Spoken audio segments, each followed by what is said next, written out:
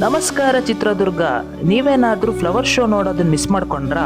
ಹಾಗಾದ್ರೆ ಈ ರೀಲ್ಸ್ ಮೂಲಕ ನೀವು ಈ ಫ್ಲವರ್ ಶೋನ ನೋಡಿ ಬನ್ನಿ.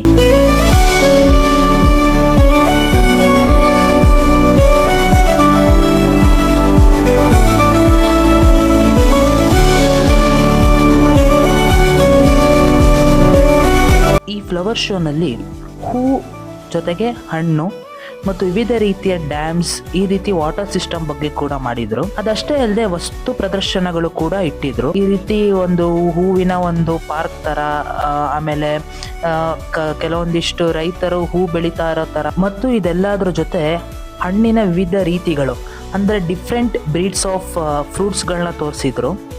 ಇದಷ್ಟೇ ಅಲ್ಲದೆ ಇದರೊಳಗೆ ವಸ್ತು ಪ್ರದರ್ಶನ ಕೂಡ ಇತ್ತು. ಇಲ್ಲಿ ನೋಡ್ಬೋದು ಮಣ್ಣಿನ ಒಂದು ವಿಗ್ರಹಗಳು ಆಗಿರ್ಬೋದು. ಇಲ್ಲಿ ನೀವು ನೋಡ್ಬೋದು ಒಂದು ಹುಡುಗಿಗೆ ಯಾವ ರೀತಿ ಹೂವಿನ ಅಲಂಕಾರ ಮಾಡಿದ್ದಾರೆ. ಅದೇ ರೀತಿ ಒಂದು ನವಿಲಿಂದ ಎಂಟ್ರೆನ್ಸ್ ಇತ್ತು. ಲೈಟಿಂಗ್ ಆಗಿರ್ಬೋದು, ಪ್ರತಿಯೊಂದು ಸಮೇತ ಅಟ್ರಾಕ್ಟಿವ್ ಆಗಿತ್ತು. ಮುಂದೆ ಬಂದಂಗೆ ನಮಗೆ ಇಲ್ಲಿ ಕಲ್ಲಂಗಡಿ ಹಣ್ಣಲ್ಲಿ ಫೇಮಸ್ ಪೀಪಲ್ದೆಲ್ಲ ಒಂದಿಷ್ಟು ಕೆತ್ತನೆಗಳು ಮಾಡಿದ್ರು. ಅದಾದ ನಂತರ ನಮಗೆ ನಮ್ಮ ಆರ್ಟಿಸ್ಟ್ ಅಮೂಲ್ಯ ಮತ್ತೆ ನಮ್ಮ ಆರ್ಟಿಸ್ಟ್ ನವೀನ್ ಅವ್ರು ಸಿಕ್ಕಿದ್ರು. ಅವ್ರು ಮಾಡಿರುವಂಥ ಪೇಂಟಿಂಗ್ಸ್ ಮತ್ತೆ ಡ್ರಾಯಿಂಗ್ಸ್ಗಳನ್ನೆಲ್ಲ ಅಲ್ಲಿ ಪ್ರದರ್ಶನ ಮಾಡಿದ್ರು.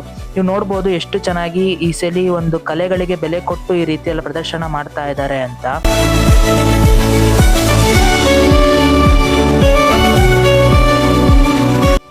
ಇದರಿಂದ ನಾವು ಮುಂದೆ ಬರ್ತಾ ಇದ್ದಂಗೆ ನಮಗೆ ಎಷ್ಟೋ ರೀತಿಯ ಗೊತ್ತಿಲ್ಲದ ಒಂದಿಷ್ಟು ಗೆಣಸು ಮತ್ತೆ ಗಡ್ಡೆಗಳ ಬಗ್ಗೆ ಎಲ್ಲ ಒಂದಿಷ್ಟು ಪ್ರದರ್ಶನ ಇತ್ತು.